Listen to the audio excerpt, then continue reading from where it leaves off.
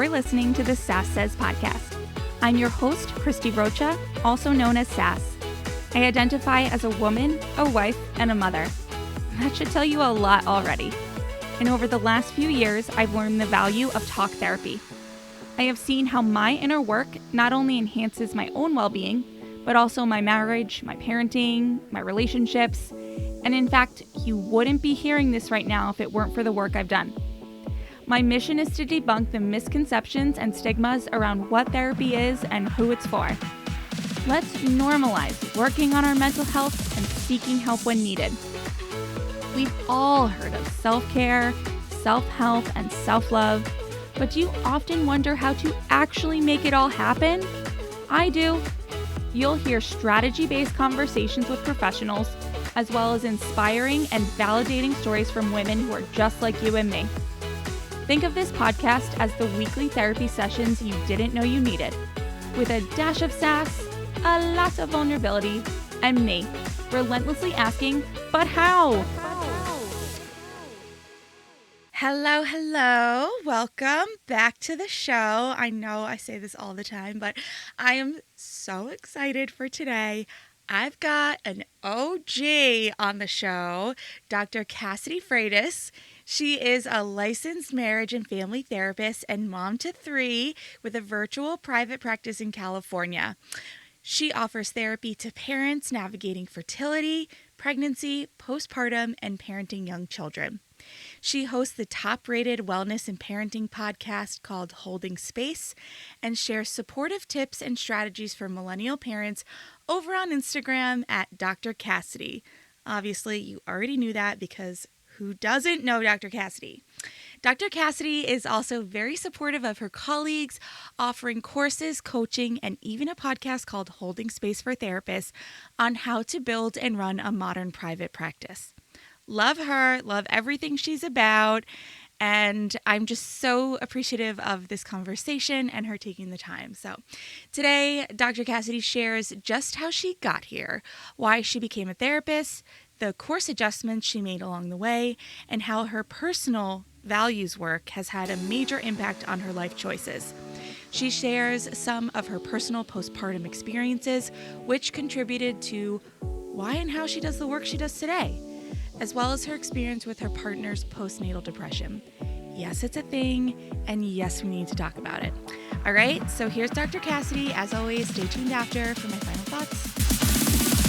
Hey, Dr. Cassidy, so nice to meet you. Thank you for being here with me. Thank you so much for having me. I'm so excited to dive in and get a chance to connect with you today. Yeah, you are just this, I don't know, this perfect example of all the points of mental health that I like to hit. You are a therapist, you're a mom, you focus on maternal mental health, you create so much content. Yeah, we're going to get into it all. Why don't you just start by sharing a little bit about why you decided to become a therapist in the first place? Yeah. Okay. So, yes, my name is Dr. Cassidy Freitas. I'm a mom and I have a private practice in California. And if we're going to go way back, I was the oldest, and both my parents were attorneys, public defenders. My mom worked as a public defender for children who were abused and neglected, and my dad was a public defender for children who committed crimes. Oh, And they were very, very much our whole in our home, like social justice, and it was definitely a big thing that was often a point of conversation and something that my parents really valued, and that I valued as well. And they always, really thought that I'd make a great lawyer one day, a great public defender, just because of the things that I showed interest in and some of my different strengths that they saw.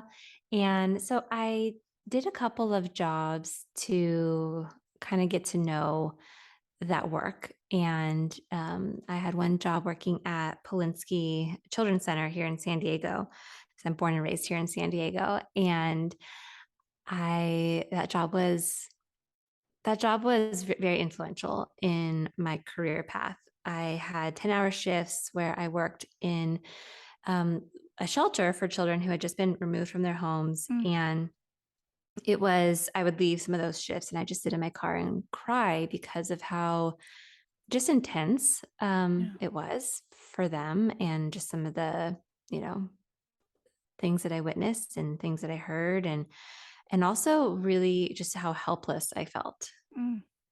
being there with those children. And I worked with children both in the nursery and the teens. And there were therapists who were there.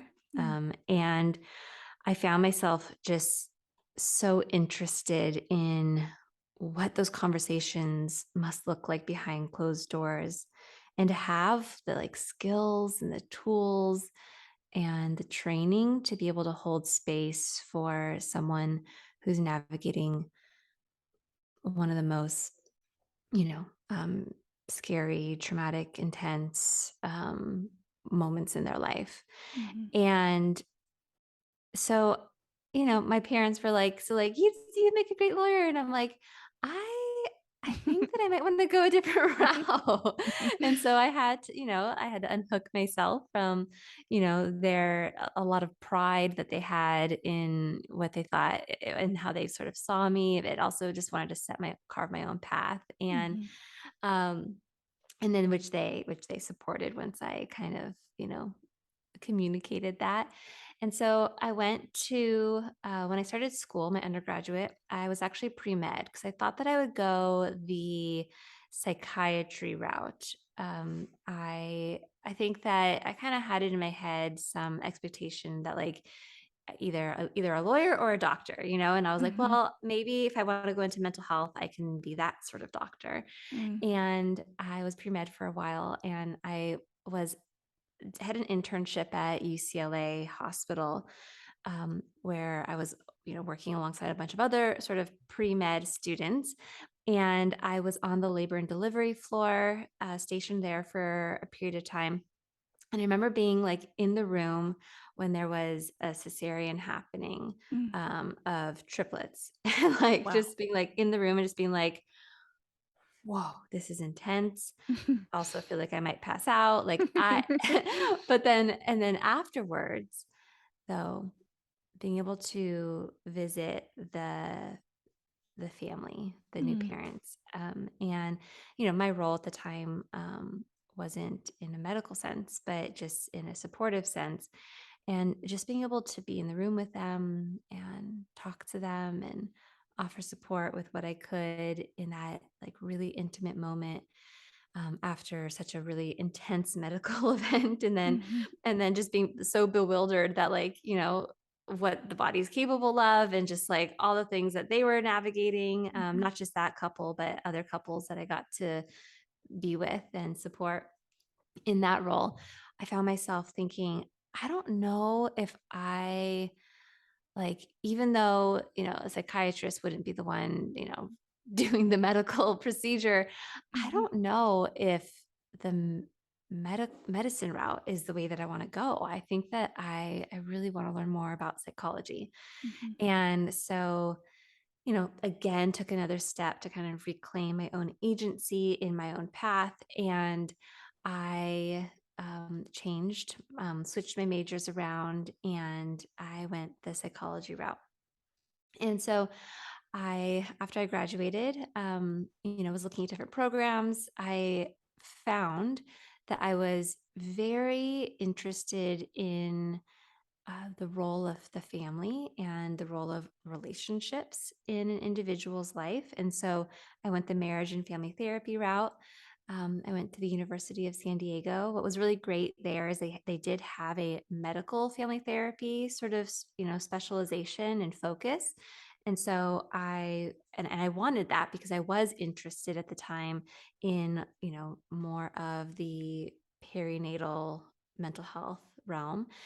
And so I got all my hours working at UCSD Family Medicine, and I didn't work with just peripartum individuals and couples and families, but I definitely got a chance to work with those folks there too, and that really did solidify my interest in working with that population.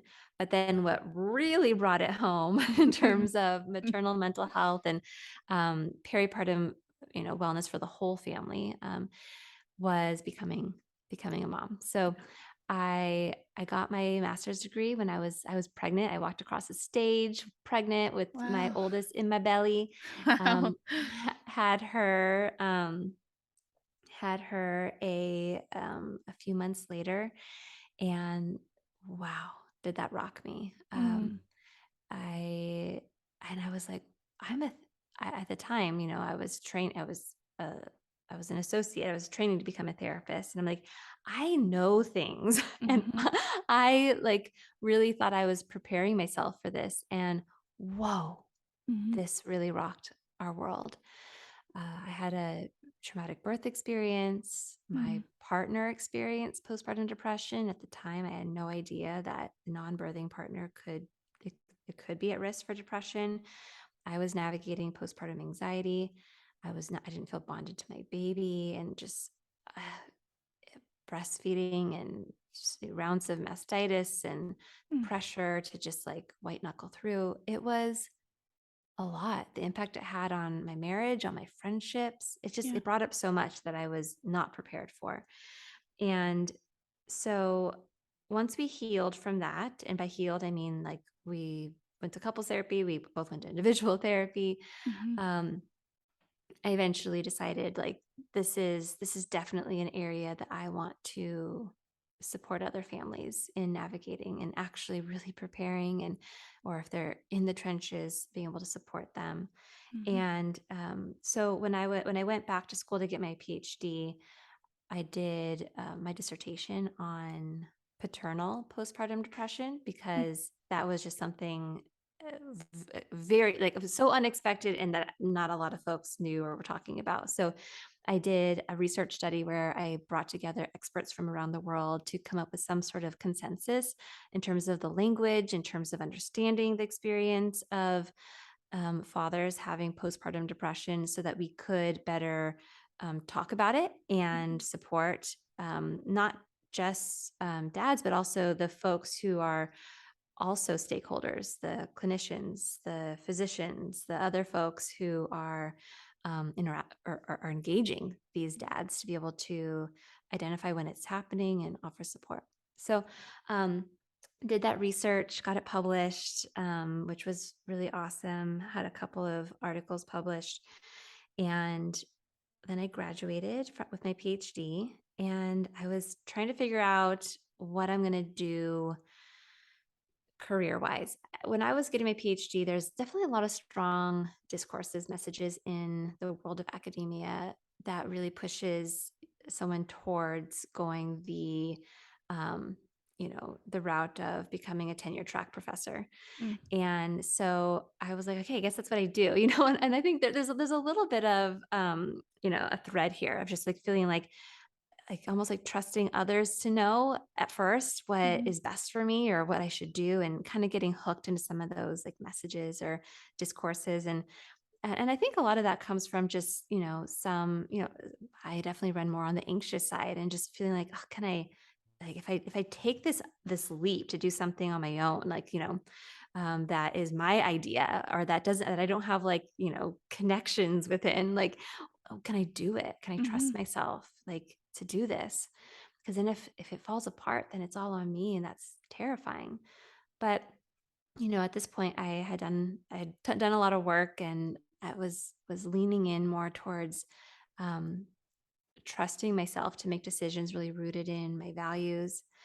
So I did do a couple of interviews for tenure track professor positions, but I would leave those interviews just like, this does not feel right. Like, I yeah. think it would be a great fit for some people, but I knew that like there was this little entrepreneur inside of me that would just die in that in an environment where I didn't have the creative freedom and flexibility to build something on my Mhm, own.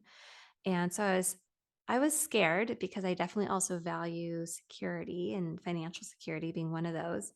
And what I ended up doing was taking on an adjunct position at my alma mater. I'm an alumni at USD, so I still, was connected there with them and got offered an adjunct teaching position.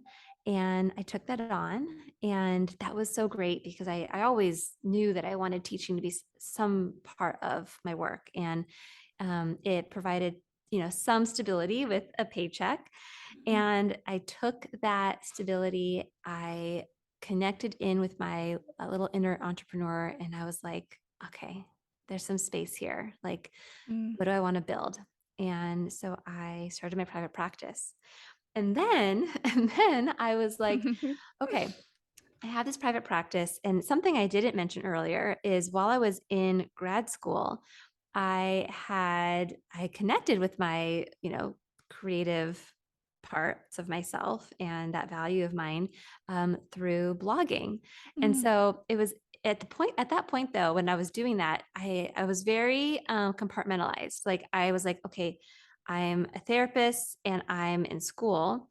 And I have this like creative side thing that I'm doing where I was blogging and I was taking on creative jobs. So, like for instance, when one of them was for Pottery Barn Kids, they hired me to be the creative director for a family photo shoot, and then Wow. I wrote a blog post for them about how families. It was about like their Halloween costumes, and I came up Mhm. with ideas of like adult. The parent adult like costume ideas to go along with the kid ideas, and so like one of them was like they had an astronaut costume for kids, and had this idea of the parent being the solar system, right, and like how they could dress up as a solar system for the astronaut. And so I came up with these ideas and I directed the photo shoot, and then I wrote a blog post for them about how parents can prepare their kids for Halloween and also like make it a family affair.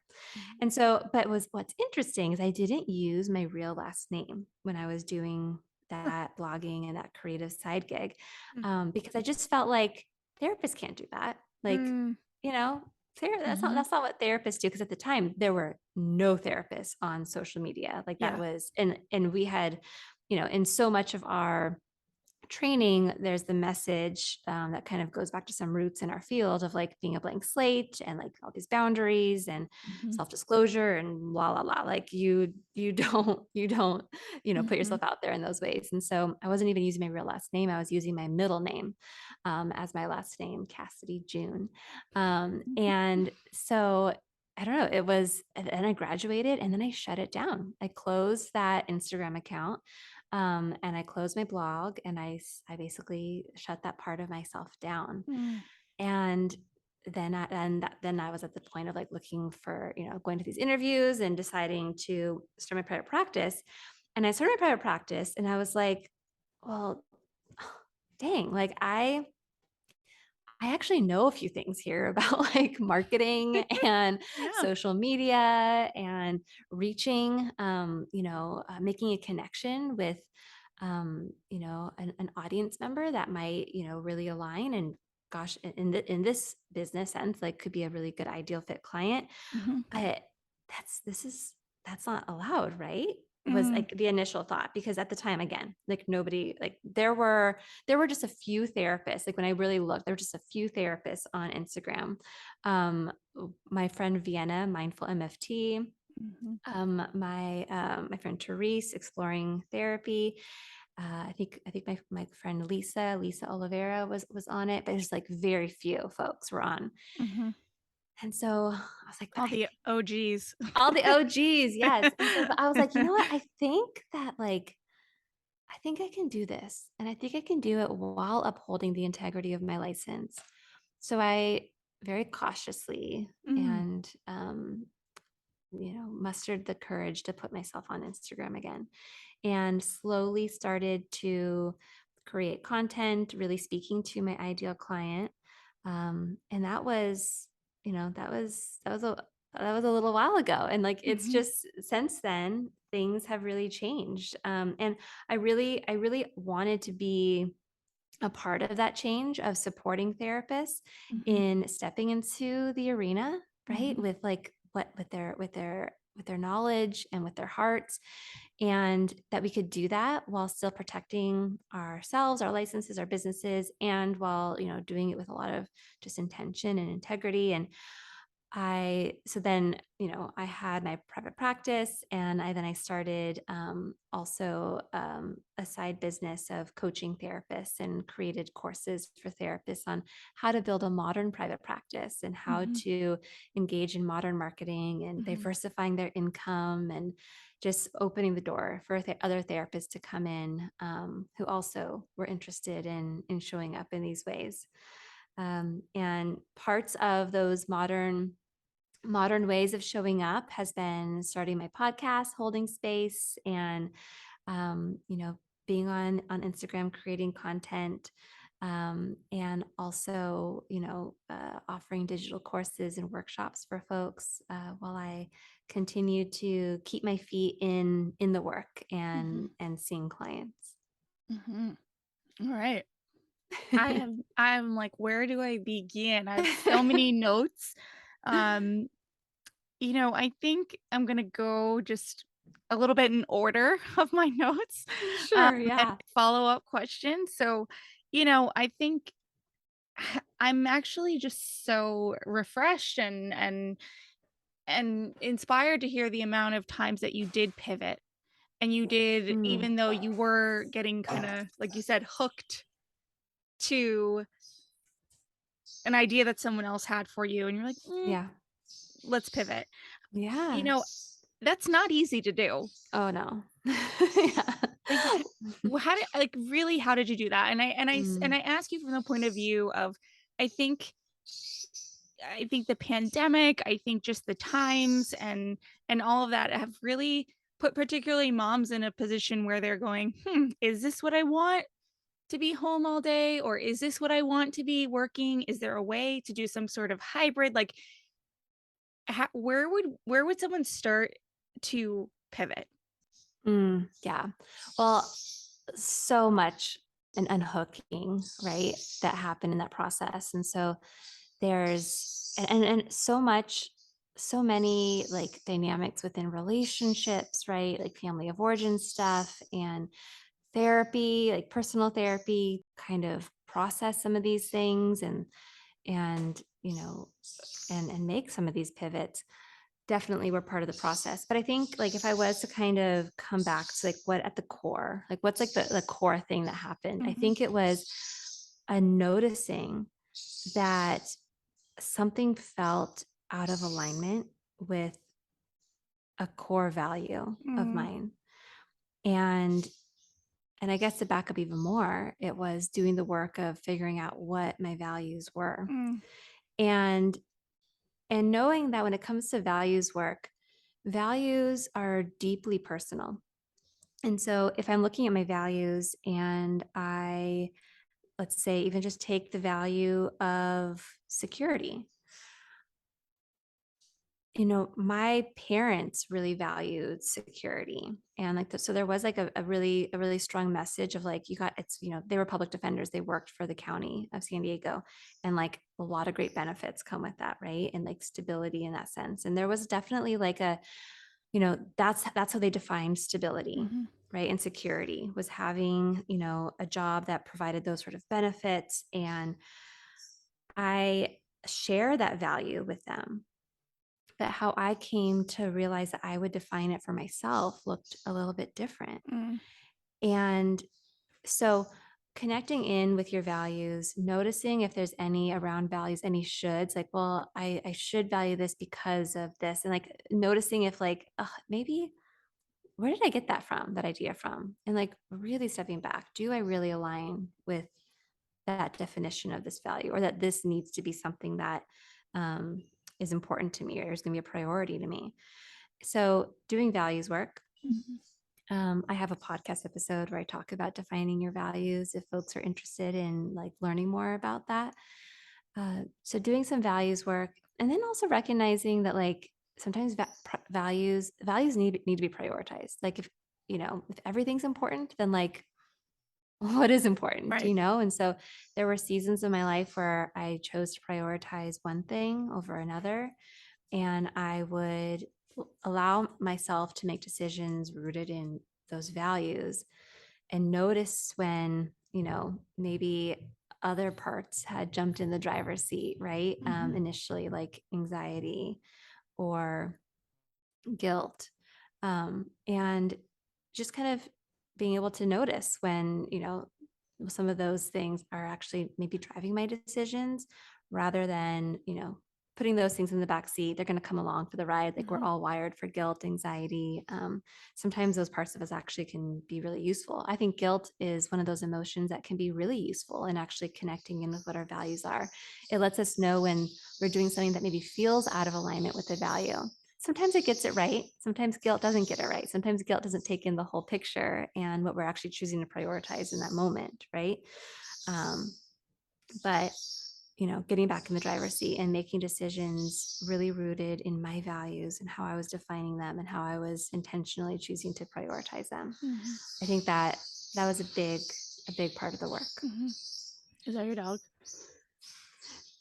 That's the bird.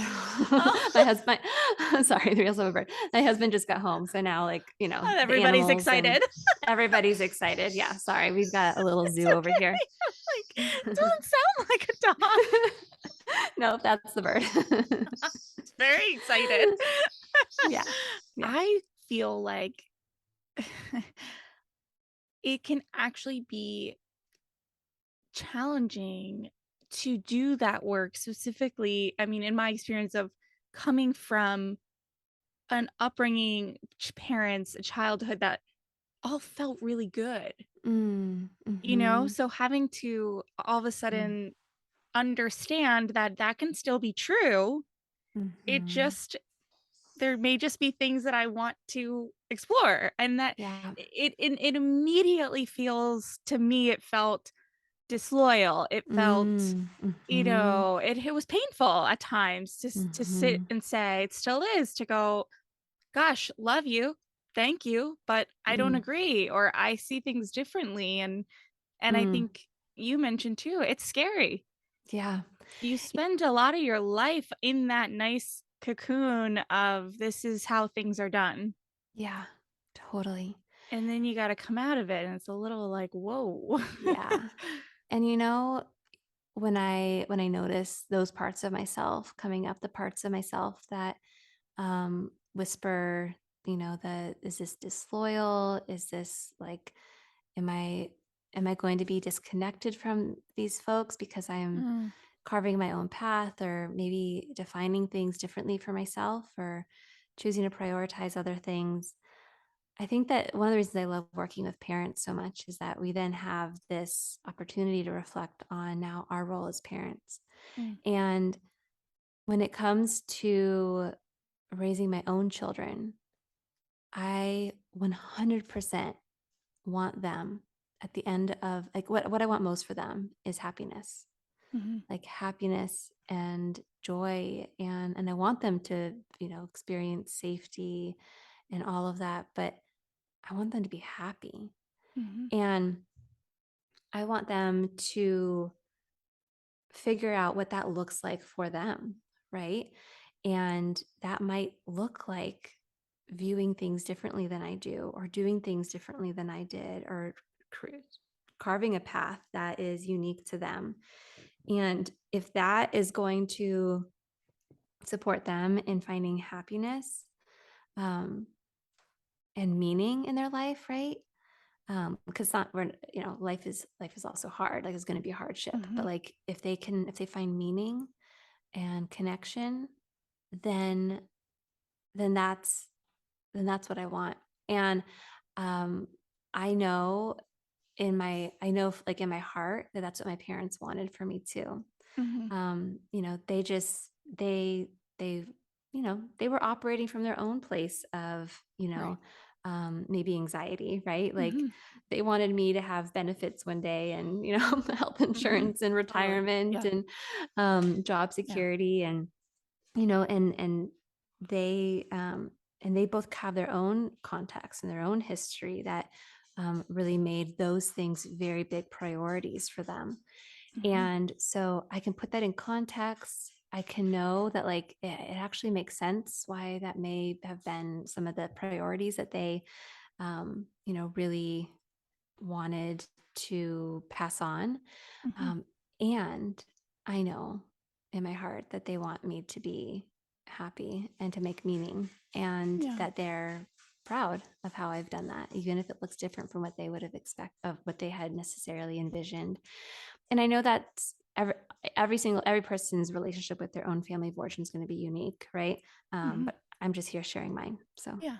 Yeah, no, of course, and, I'm curious with sort of this upbringing and background somewhat with social justice and public defenders in your life, I'm curious, have you had any thoughts now given what you do and what you know, if you could just, wave a magic wand, like, what would you change about the way our systems are set up to better mm, support moms, to better mm. support parents? Oh my gosh, like there's The short so, version. so many layers. Like I But think it's an it's interesting background that mhm, you have because most of us mhm, just, like, kinda dream about it and then, like, mhm, fantasize and think, "Huh, could that be possible?" And I mhm, wonder just knowing what you know from both sides of the coin, mhm. what realistically I asked you to wave a magic wand, and now maybe I'm clarifying my question a little bit, like, what really do you see as what's absolutely necessary to change and that you would if you could? Yeah. I think there's a bunch. So I'm a systems thinker, right? In terms of being a marriage and family therapist, like the big distinction between that and some other forms of training to become a therapist is it's really rooted in looking at systems, the systems Okay. around the individual. So if I was to look at a mom, right, a mom who just became a parent, and the systems around her, like I think if we start out just right around her, right? There's the partner relationships. So I think, we need to do a better job. And this is like linking to other systems. We need to do a better job of preparing um, couples. We need to do a better job of having systems in place that support both partners so Mhm. that not one partner is taking on the load of being the default.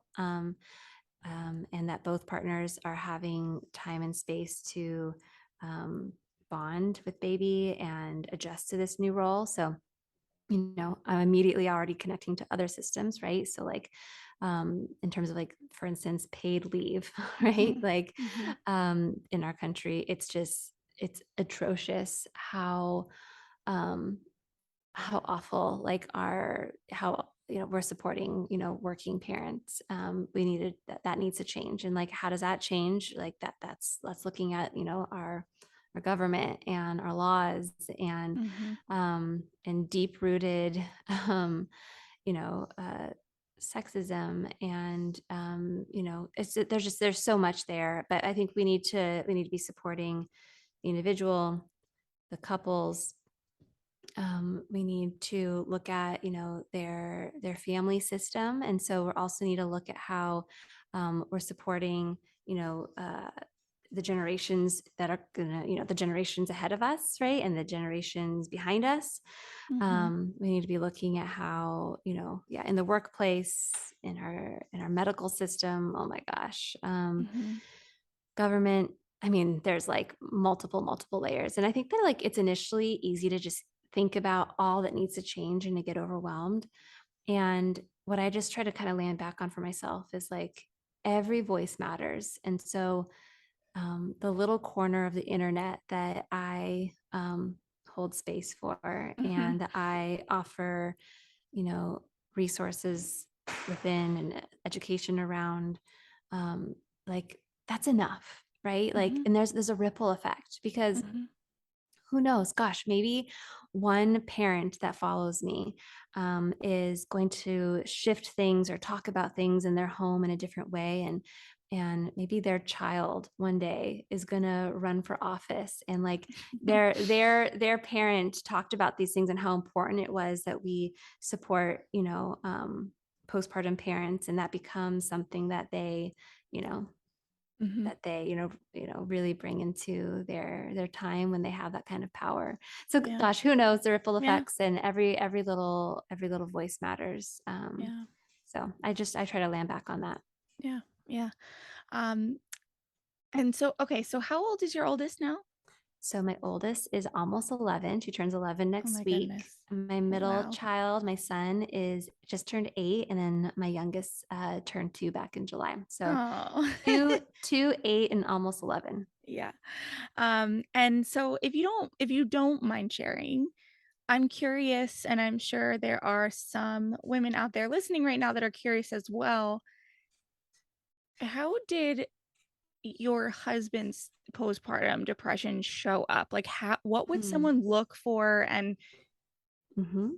this is almost never talked about. So, if Hmm. you wouldn't mind just a minute or two on, because I don't want you to speak for him, but just we are the women listening that kind of have to be on the lookout, and Hmm. and so I'm just curious Yeah. how it showed up for him and what are some signs to look for.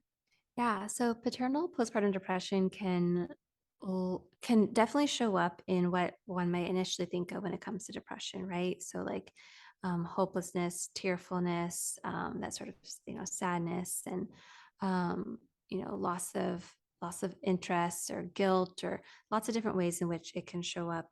Where it can look like how one might imagine depression looks like for somebody, Mm, but depression can also, in particular for men, but also could show up for women in this way, can also look like withdrawal, mm, and irritability. It can show up very physically for some folks, so headaches, stomach aches, muscle aches.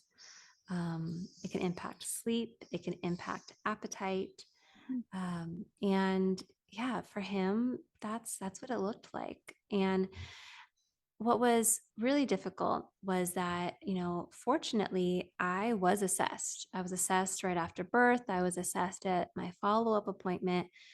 Even with the pediatrician, I was assessed for depression, not anxiety, which is actually what I was struggling with. But my partner wasn't assessed for either. And, right. rather, folks would turn to him. I remember one doctor's visit in particular where the doctor, assessed me and then turned to him and kind of, half jokingly was like, and, are you stepping up, getting up in the night and helping? And, Mm, you know, yeah. it's, and like, yeah, like that's what we do want, both partners, you know, engaged and stepping in, and it shouldn't just be on one. But he was struggling, and the message there was like, your emotions, your struggles, like, I'm not even going to ask about them. This isn't like, no, if anything, it's more just like more pressure. Mhm, And yeah, so I think it's, one in the research indicates 1 in 10 um, percent, so 10% of non-birthing partners are at risk for, postpartum or peripartum pregnancy, or postpartum depression or anxiety. And I think that those numbers should just also be taken with a grain of salt, because I think there's so many folks who go undetected mhm, because, again, our system is letting them down by not assessing. And then I think more societally, we're letting men down too. I think, if you look at the history of patriarchy, I think it hurts men too, because it makes it very difficult to be vulnerable and express anything related to emotions. mhm, And yeah, I think that it definitely was really difficult, because it took us a long time to figure out what was going on, to name it, and yeah. then to get support. And I have perhaps a super ignorant question, and you will help me get through it. I understand postpartum depression for the woman to be a lot to be an outcome partly of hormonal Yeah. changes and all of Hmm. that. So where how does that translate to the non-birthing partner? Like, where is the root of help me. Yeah, You know what I'm totally. saying? No, it's a Like, great where does it question. come from, It is was really what I'm getting at. Yeah. So the research that I did when I mentioned my dissertation, it was so interesting to find there is some small, limited. We need more research to better understand it, but some limited research that actually showcased the non-birthing partner having not at the same level, but some mirror changes within their Mm, body while their partner was pregnant and postpartum. mhm. So, it's much more complex than this, but some decreases in testosterone, some increases in estrogen, not at the same level, Right. of course, as the birthing person, but like some changes there. So interesting. And That is some of fascinating. the hypothesis is that this happens also just for like mammals, and that Hmm, there's some element there of helping the partner to also be able to bond with baby and yeah it's very interesting, it's fascinating, but mhm, that's just some limited research. Definitely more needs to be done to better understand what's happening, and I hope that there is, so that we can understand more holistically what's happening for the whole family during this mhm, big transition.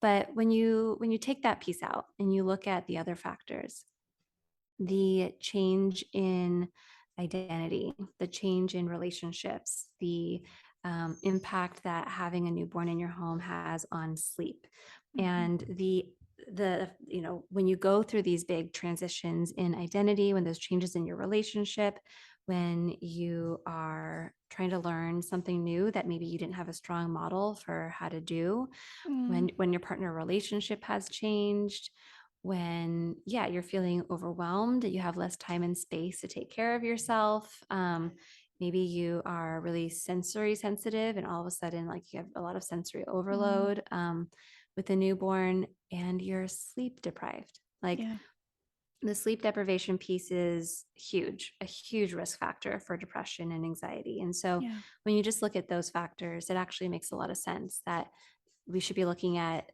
everyone involved yeah, in taking care of a newborn yeah, or taking care of a baby and navigating this big transition. yeah. I mean, those are a lot of the same things you hear about about for the partners, right? Yeah. Yep. Yeah.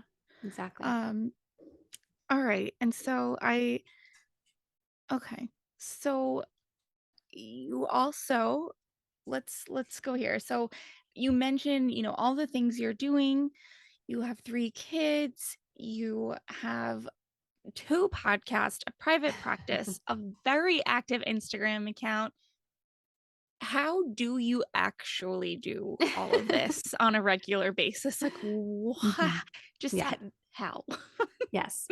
So interesting to hear. And I think it's something really important to note, to hear that you, from the outside, it looks like I'm doing all of these things at once Mhm. and all at the same time, and all of them super duper well. Because actually, the truth and the reality is like there's definitely been seasons where I have overextended and done too much and Mm, burnt myself to the ground, right? mhm, And then there are seasons like a season I'm in actually right now, where I've actually taken a lot of things off of my to-do list and I'm not doing all of these things. So mhm, let me some of the things that you named. Okay, so I have two podcasts, yes, but I am not recording right now for my therapist podcast.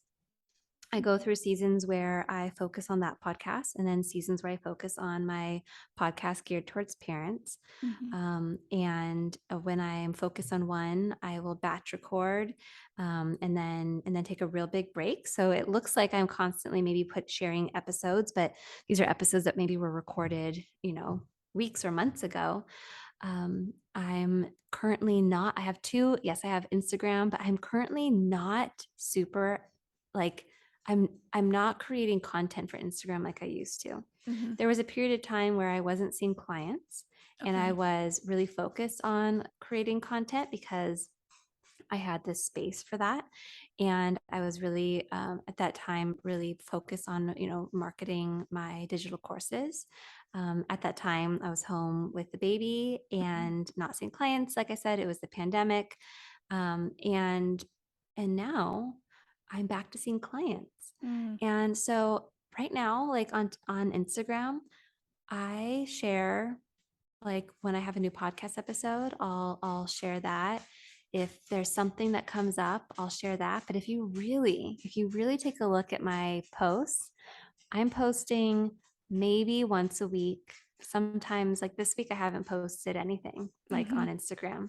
Um, and this is just the season I'm in where Yeah. like it had a role for a period of time. I find Instagram to be a beautiful place to first make that connection with someone, and Mm-hmm. then my hope is to bridge them to reaching out to get support, whether that's with me or through another resource or listening to the podcast.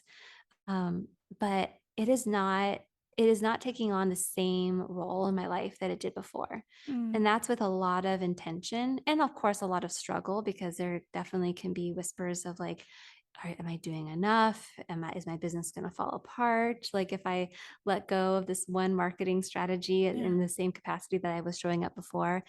And I just remind myself that if Instagram owns that much of my business, like I actually don't want that, So Yeah. I'd rather explore other ways of showing up that doesn't require so much output, right? During this season of my life. And Mm-hmm. so I think it's important to kind of name all those things, right? Like how I do these things is with a lot of boundaries, Mm-hmm. with permission to asking for help. So like I have people on my team who help create the podcast marketing content, who have supported me in writing my newsletters.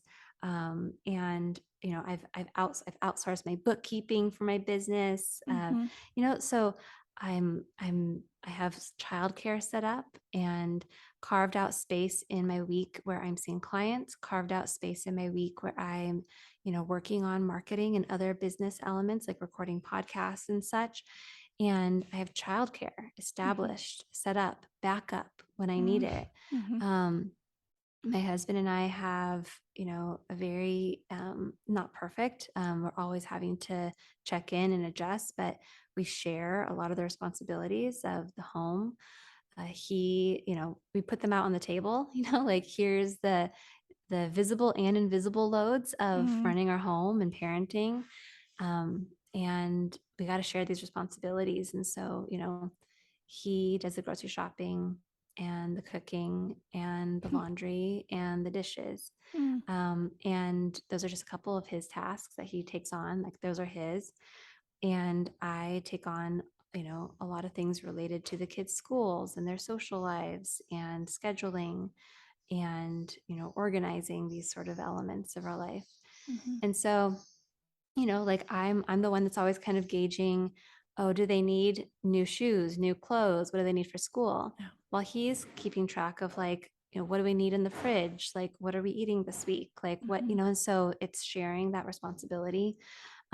Getting there definitely took work for us as a couple.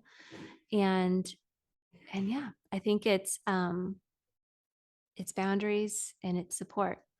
Mm-hmm. Yeah.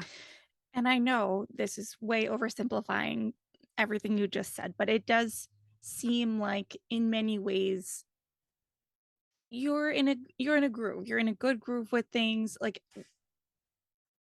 like what was it like to getting to that point? Like it sounds so lovely. And I say oversimplifying because I'm sure and I know there are challenges, there are Oh, bumps, there are yes. mistakes, there are, all the things that happen just in life. But I just to be able to say those things out loud as being things that sometimes happen, you Mm, know, like yeah.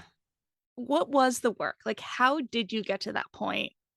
I really had to do the work of noticing and unhooking myself from the messages that would take me, again, it's coming back to values, that was taking me out of alignment with my values. So for Mm, instance, like for sure seasons where I was so hooked by the like needing to continuously show up on Instagram and always yeah. creating new content, to stay engaged with the audience that I really wanted, a community that I really wanted to stay connected with.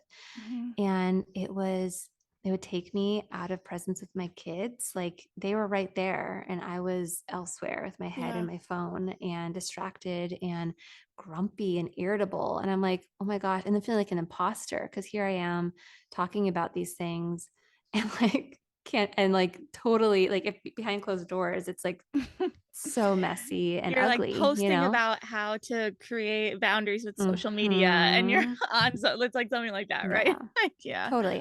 And like, and I also love that process. I love the process of being able to be like, oh, this is a real struggle. Like, I Mm, actually can talk to it from a place of like realness and rawness, and people will connect with it because, like, oh, guess what? I live it too. I'm not mhm, perfect, mhm, like, far from it.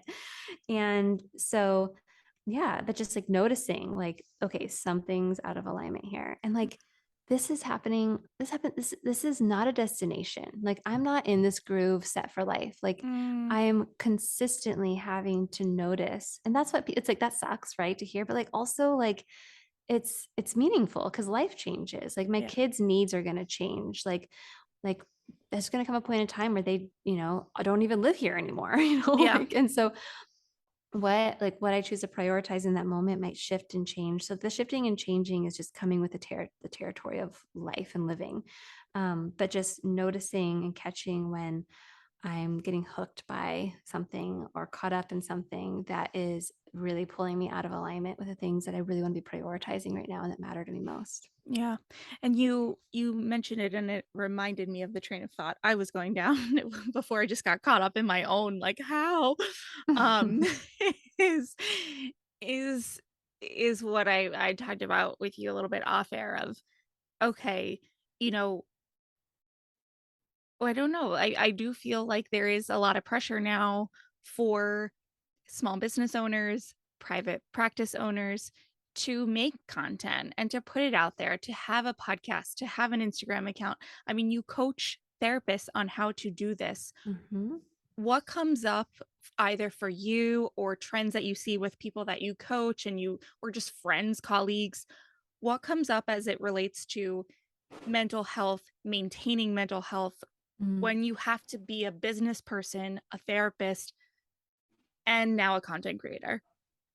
A big thing that comes up is this like sense of like enoughness. I think that like we receive so many messages of, well, it's interesting. And so like there's scarcity mindset and then there's abundance mindset. And Brene Brown talks about seeing these actually as two sides of the same coin. Like Mm, people say like, oh, I need an abundance mindset versus scarcity mindset. I mean, scarcity being like there's not enough clients, there's never going to be mhm, enough, there's not enough. And then mhm. abundance being like there's all like there's like I could have so much, right? Like there's enough, there is enough, but like it's not just enough. It's like abundance mindset can kind of feel more just like more, more, right? Like, Mhm, mhm, and I really want to come back down to like, what is enough?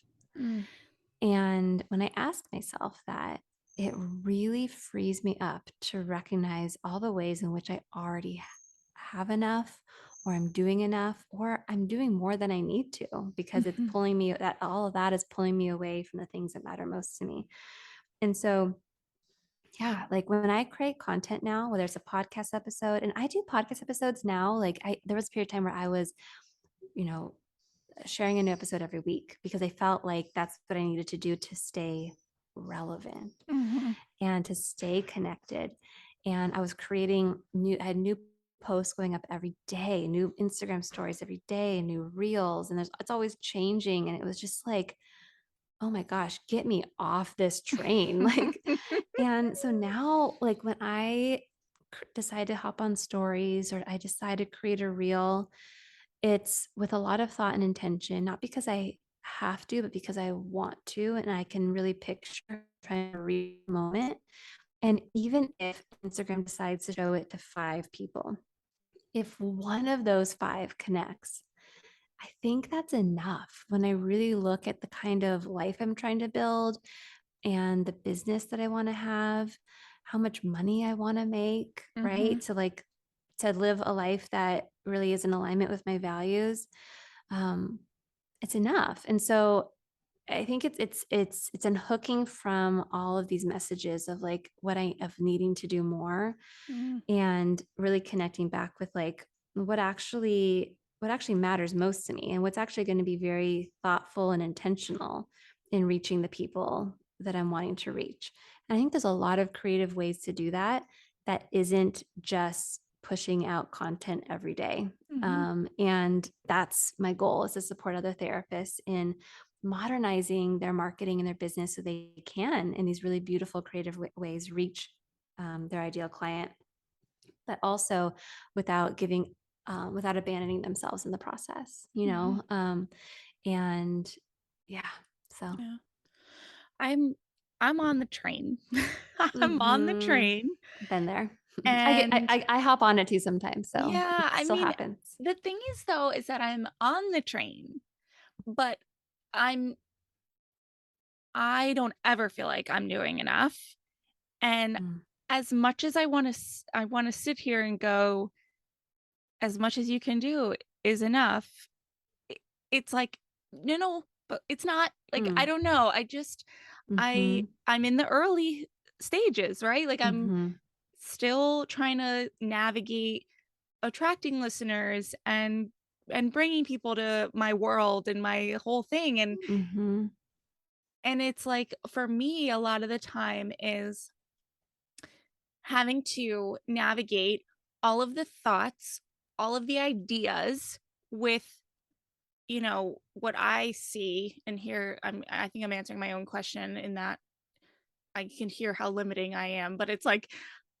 in the time that I have, like, mm, I don't see how I can possibly do podcast episodes, create all the marketing material for it, do all this and develop the actual business side and do all the like, it's just I have mhm. 2 days a week. I have 2 days Yeah, a week, and but yeah, there are times where I'm like, these shows are so good. I want more people to hear them, and I have the belief that the only way more people are going to believe them is if I am on the train. And yeah, it's I hear like, you. "Oh my gosh." Mhm, Like, yeah. and then I just end up feeling down about myself because I'm So like, I "Ah." Yeah. So here I've totally been there before too. And like here's some of the things that I had to kind of like rumble with for myself. It's like I was so after I had I mean with each postpartum, but like after I'm just speak to this last one. After I Mhm, had my youngest,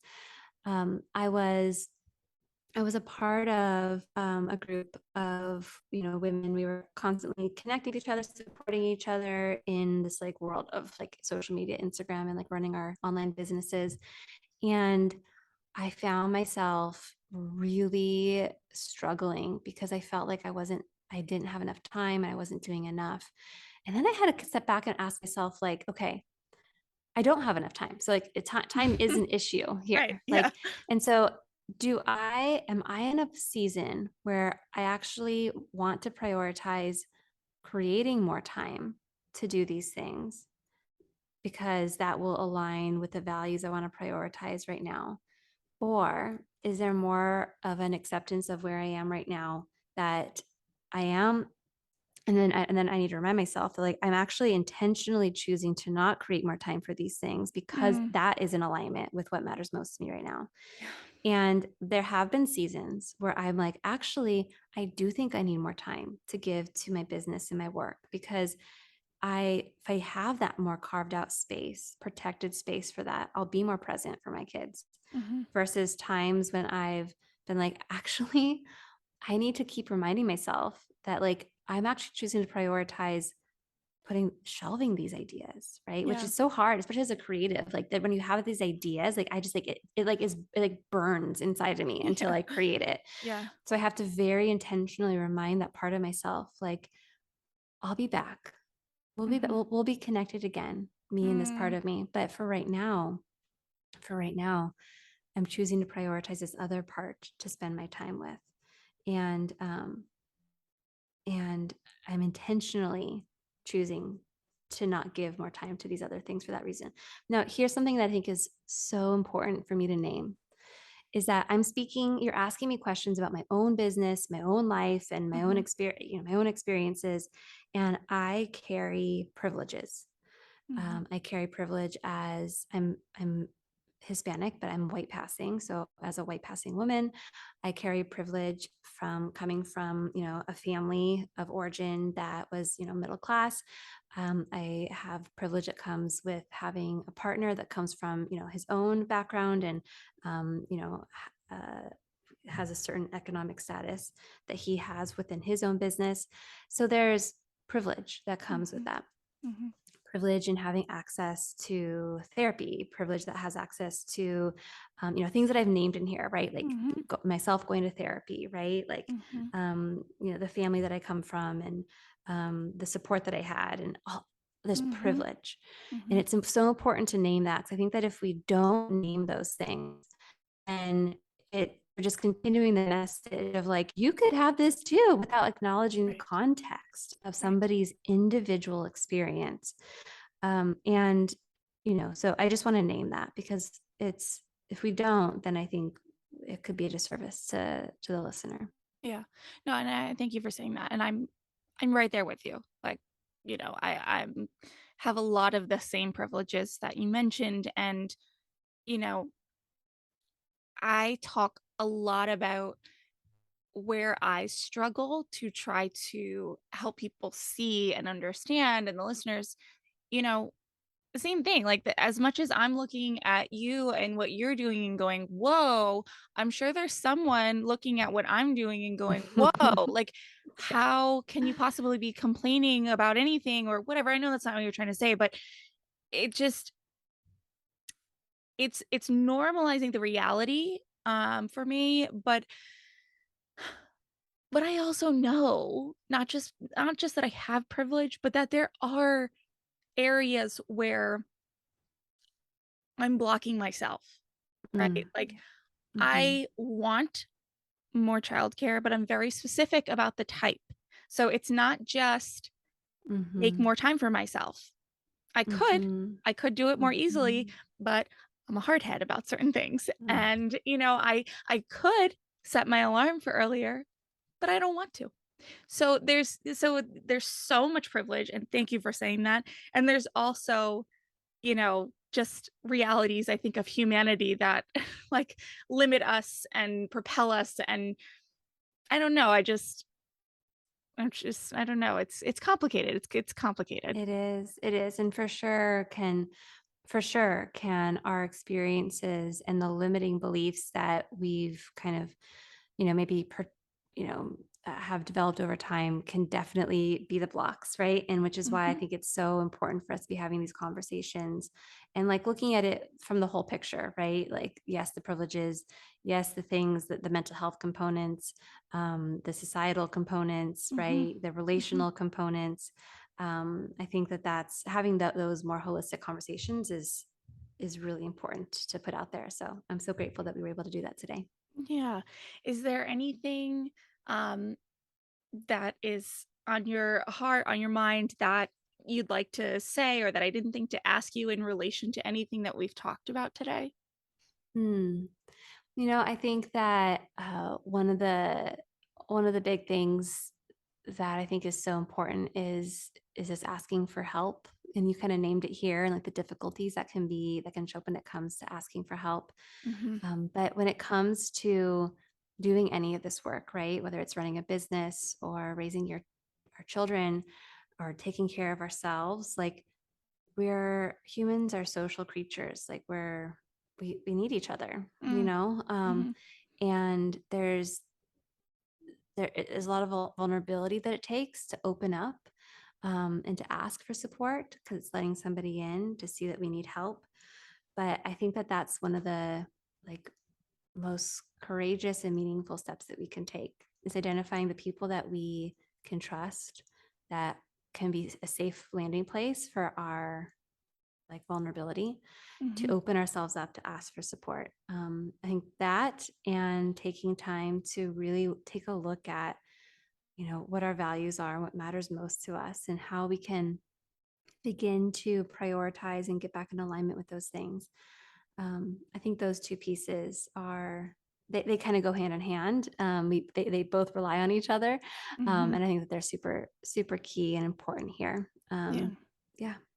Yeah. And I'll just say, I think that, um, you know, I haven't done it yet, but you're now the second person recently to talk to me about values. And I think that it would be interesting for me, for anyone listening, to actually take the time to write them down or Mm, record them somewhere, because I think, at least for me, what happens is I just assume I know what they are.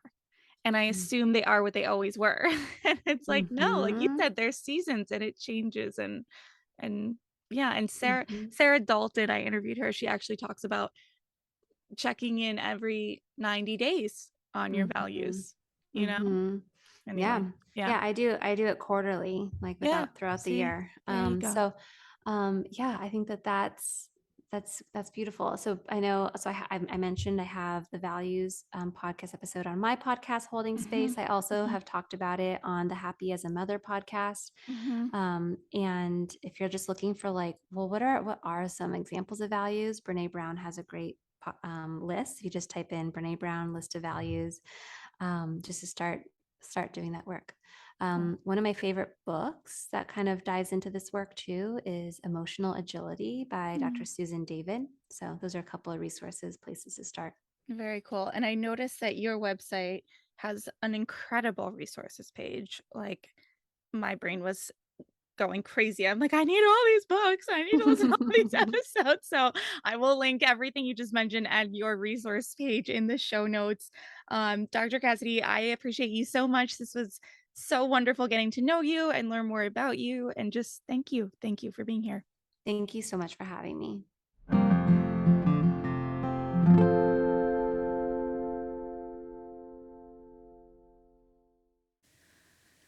Okay, so much I could talk about here, but the word that keeps coming to my mind is unhooking. Could you picture her literally unhooking herself from restraints, old beliefs, societal pressures? I pictured like a keychain size Dr. Cassidy unhooking from the keyring. I really like a visual like that. It helps me so much, and it really makes sure that that stays with me. Without ever using that exact word, unhooking, we have talked a lot about this concept on the show, whether it be about motherhood and what we're told it should look like, what parenting with a romantic or a co parent partner should look like, what self care should look like, what your career should look like. Unhook, all right? Unhook from the norms, the pressure, the guilt, all of the darn shoulding. I'm also hearing Dr. Vanessa in my head from episode 21 when she said, it's okay to deviate, it's okay to pivot, it doesn't mean failure. So I ask you to think about this over the next few days, weeks, months. Is there an area of your life where you want to unhook, where you want to pivot, course correct? And it doesn't have to be some major life transition. I'll give you an example of a recent one that's come up for me. It has to do with preschool drop off. I am consistently one of the parents who drops their kids off later and picks them up later. And I know this because we have to sign our kids in and everyone writes down what time we drop them off. There is no set time that the kids have to be in. I can drop them off anytime before 10 a.m. For a few weeks of dropping them off, late, quote unquote, I contemplated asking the directors, is it inconvenient for the teachers that I drop them off later than the rest of the class? Is it disruptive? I've even contemplated fibbing a few times, saying that, something happened that morning, like there was an accident on the way here, or there was a potty blowout, or a sneaker meltdown, which do happen, but not usually on the mornings that I contemplate lying about it. Basically, I try to come up with a way to excuse why we're quote unquote so late.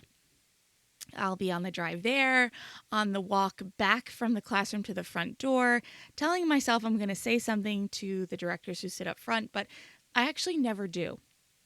So I finally had the conversation with myself where I have to remind myself that I am the only one suffering. If 10 a.m. is the time that they have to be in by, and they are always there before that, they are. then why am I stressing? I realized I was stressing because being last in felt like being late. I hate being late. And I was internalizing it as a judgment on my mothering. It's not. No one cares but me. No one else is getting a knot in their stomach and a frenzy of thoughts. I had to unhook from what I thought being the likable mom at school, the good mom meant. It doesn't mean that in order to be those things that my kids have to get dropped off earlier. They are fed, they are clean, they are happy, they have supplies. It's good. I'm good. I don't know. To me, this is probably something personal, but, it's one of those things, right? Like, I don't know. It's just one of those good mom things that they're there early and they have their perfect lunch and their perfect this and perfect that and the Pinterest thing. And it's not any of that. It's not any of that. I needed to and continue to have to remind myself to unhook. And that's going to be the word now. I love it so much. I'm going to say it again. Unhook. Boom. Okay. You get the point. Dr. Cassidy, thank you so much. Thank you for listening. I'm going to remind you one more time to unhook from whatever pressure or thought that you have in your head about what something means about you or your kids or your job or whatever it is. I know I said I was going to say it one more time, but here it is again. Unhook. Okay, bye. Thank you so much for tuning in today. Sass Says is a production of Luann Nigara, Inc. This podcast is meant to be educational and not meant to replace professional therapy or professional medical attention. To learn more about today's show and what's new in my world, head over to sasssays.com. Thanks so much. Talk later.